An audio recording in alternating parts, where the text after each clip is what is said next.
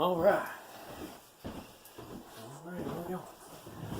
All right, guys. This is a real job. Y'all see my YouTube channel, and as you know, this is Tim Burnett, and Tim did something pretty amazing the other day. Tell us what you did, Tim. I pulled off a muzzleloader shot at a total of 865 yards with this gun right here.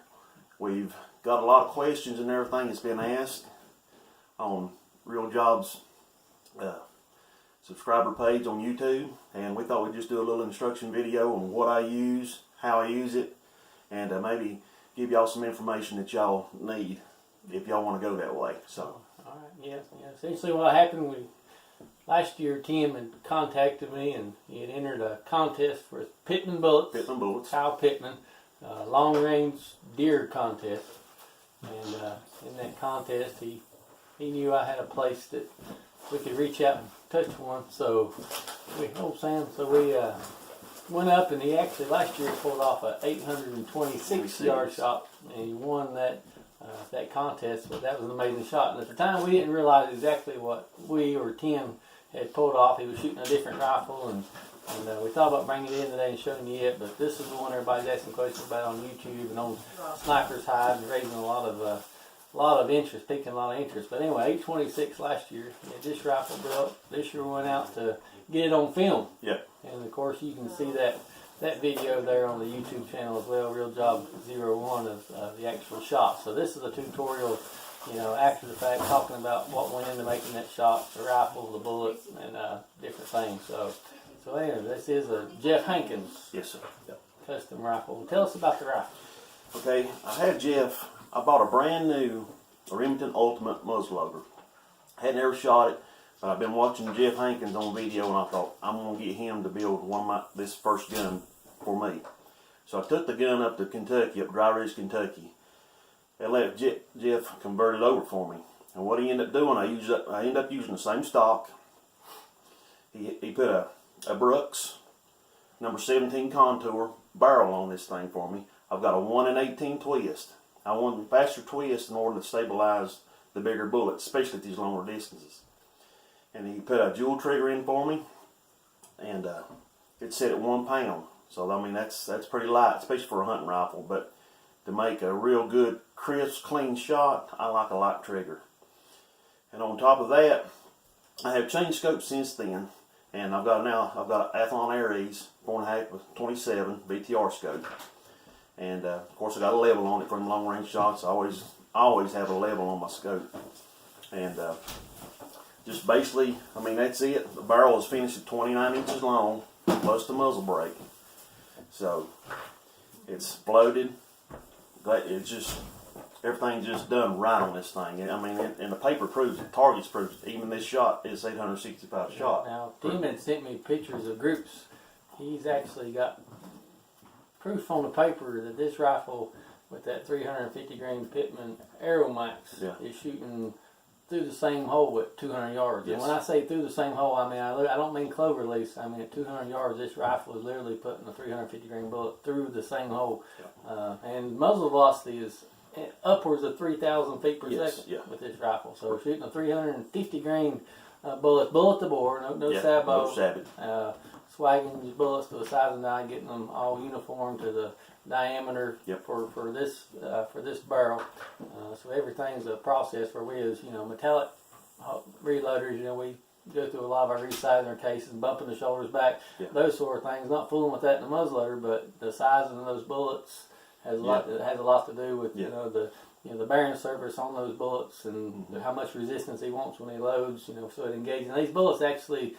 When the ignition, what I understand, Timmy's a guru muzzleloader, but what I understand with at ignition, the back of these bullets actually expand a little bit for the gas pressure to be able to get that down the barrel. Now, Timmy, we talked about it a little bit the other day, and he was shooting originally a 200 or 300 grain bullet in this gun with IMR 4198, and now he's shooting a charge with the 350 of IMR 4831.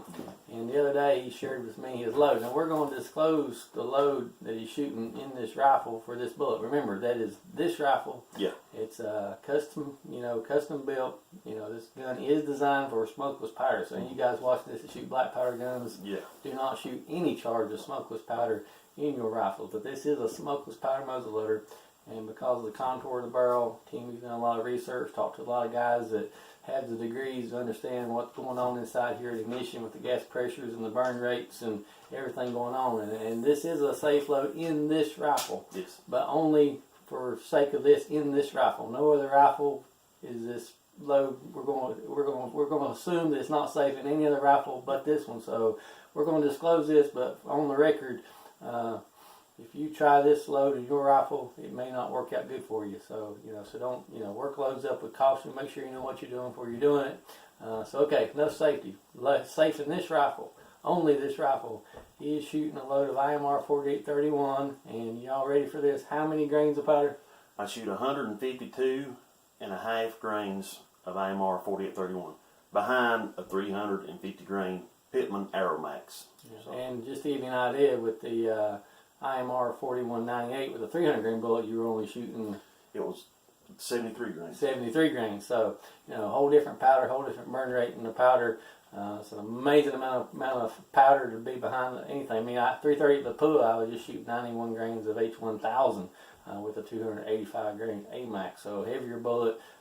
That's a lot of powder. Everybody's asking me, how much does that thing kick? Of course, Jeff puts you a muzzle brake on there, and you notice in the video he gets scope kissed a little bit, but that is due to the awkwardness of the position he was in to make that shot. We were in the field, we weren't on a bench, but how does it kick? What do you compare the recoil to? Probably about 300 Magnum, probably. About 300 Win Max. Probably, and I had never shot it with the brake off, so just shooting it regular, maybe, it's nothing. It's just a regular, the recoil is just like a standard rifle. I mean, nothing, even with behind a charge like that, and a 350 grain bullet, so. Yeah, it's an amazing machine, no doubt about it at all. I've witnessed Timmy, and he made the shot. I was the spotter, the cameraman, and keeping track of the wind and all for him. And of course, on that shot, he had 22.25 MOA dialed in with a 3 MOA for wind, had a 5 mile per hour wind. Now, it's not that we went out there and just decided this is where we're going to sling lead till we hit one. I mean, no. Timmy we had put a lot of time in on the range. I got a place here local where we can reach out, past 800 yards. Same as last year, leading up to 826 yard shot. I mean, we spent a lot of time on the range, checking the load, verifying what it was doing.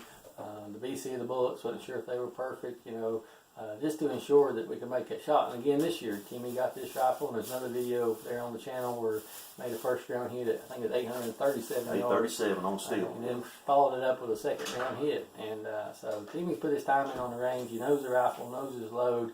So he wanted to be able to know that we went out and tried to get this shot on video, that the bullet was going to be able to place humanely where it needed to be. Yes, it's hunting, it's in the field, anything can happen, but we were trying to take as much human error out of it as possible. So we don't. Everybody shouldn't go out and try to make these kind of shots, but this is not just any kind of rifle, and definitely not just any kind of shooter. Timmy does his homework, puts his time in. But that day we gone up in Virginia, Grayson County, Virginia, to my lease, and like I say, it was a good day, deer removal, windy day, a little bit windy. Wind was in the lull about 5 miles per hour, gusting up to 11, 12 at times. We're using a Kestrel and keeping up with that, watching our temperature. Temperature was dropping quite a bit that day, but Timmy laid down. You can see on the video if you watch it. Timmy made an excellent shot. He was actually holding in the shoulder. It was my fault.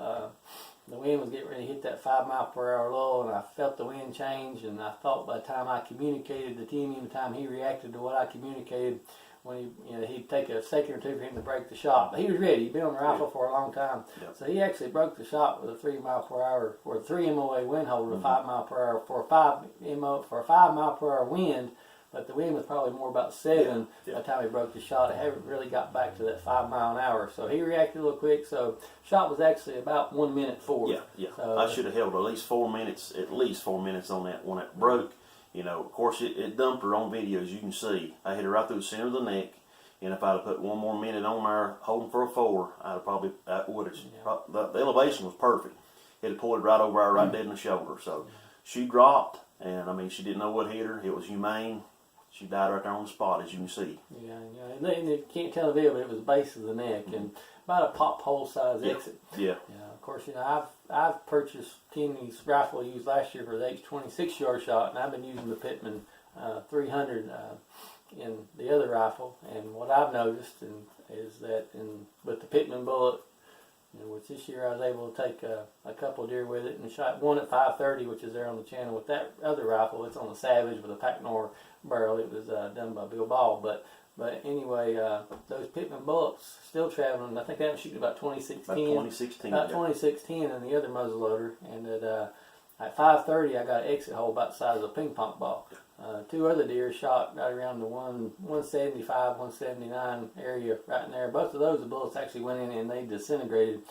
Both deer just didn't know what hit them, just dropped on the ground. No exit wound, but took every bit of energy, dropped those deer, no tracking required. But what we've noticed is that what Timmy's shared with me last year, where since he's been shooting smokeless powder in these extreme muzzleloaders, these long-range muzzleloaders at that Pittman, it seems like the longer distances we're getting, the longer the distance, the larger the exit wound we're getting. The deer at 826 was probably about the size of a softball or bigger. You could probably, the 826, when it went through the top of her back, I mean, it dropped her right there on the spot. It went in entry, and of course it's the same 45 caliber hole. And when it come out, I guess where the bullet hit the spine and everything, it actually did. It knocked a big hole in opposite. I mean, that was at 826. And went on the video about the size of a pop can, probably about a 2.5 inch exit. 530, like I said, they're about the size of a ping pong ball. So these Pittman bullets, high BC, I think what's the BC on this 350? It's over 400. I'm shooting a 440 BC on this 350 right now. That's been a little bit conservative as the bullet manufacturer Kyle puts on it. And that's what I use in it for right now. But I think it has just a little bit higher BC. Me and him's been talking about it. And he seems to think, and a lot of other users using this same bullet, is getting different results from this BC versus a better BC. So it's actually got probably just a little bit better BC than 440.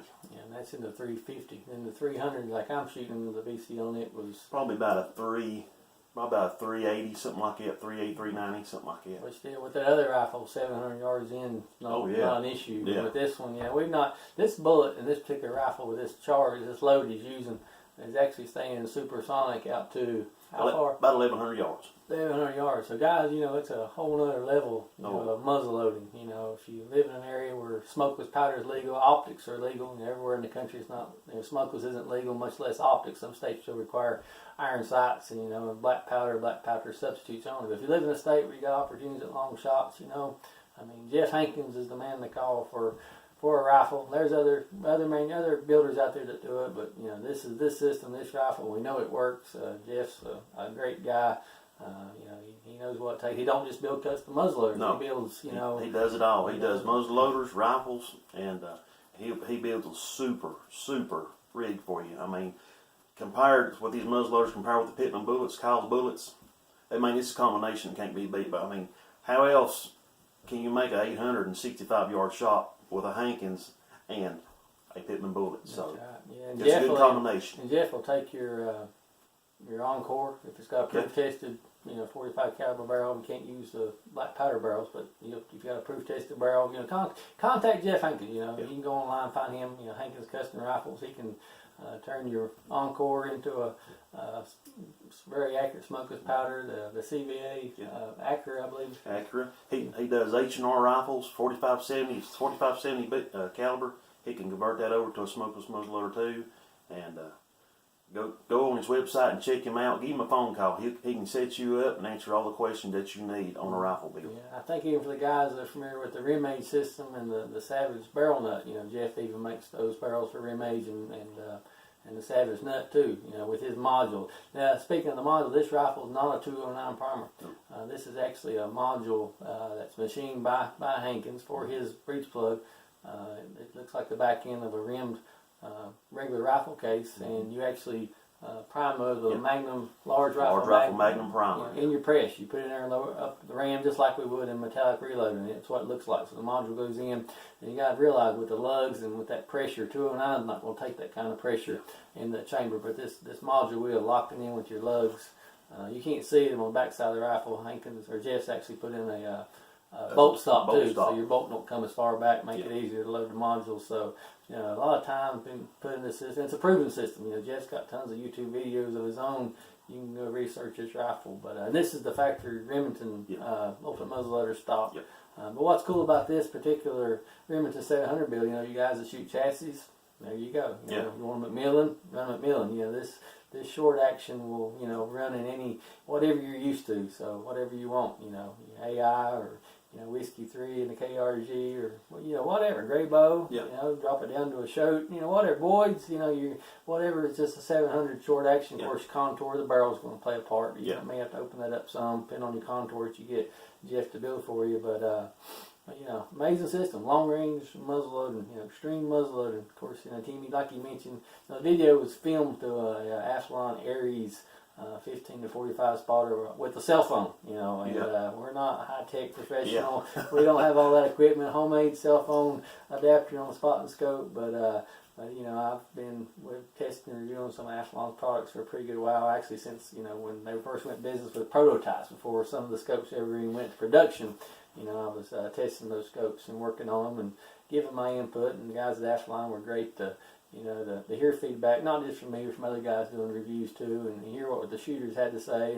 And Timmy actually in the video was shooting a Vortex Gen 2 PST and MOA, and right after the shot, you know, this scope actually came in for him today. He wanted to go to meal instead of MOA.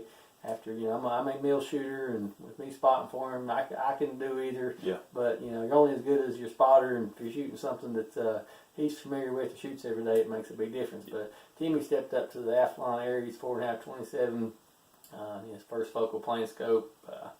It's a, you know, illumination. You know, it's got the Christmas tree style reticle. All your information's in there.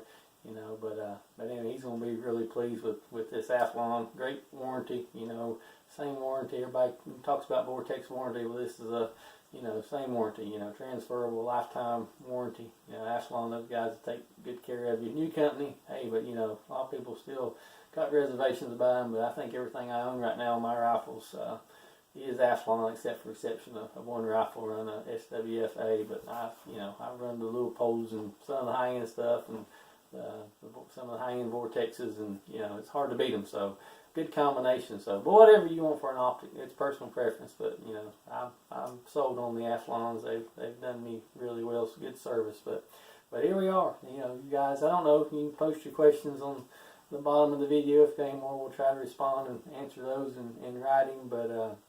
But that was it. You know, as far as we know too. I mean, we researched it, the video, and as far as we know, what we can find, you guys do some Googling too. We appreciate it. If you find something that we don't know about, let us know. Yeah, make us aware of it. But we know there's a 715-yard antelope kill on the internet. You know, Best of the West, Gunworks, made that shot with their custom smokeless muzzleloader.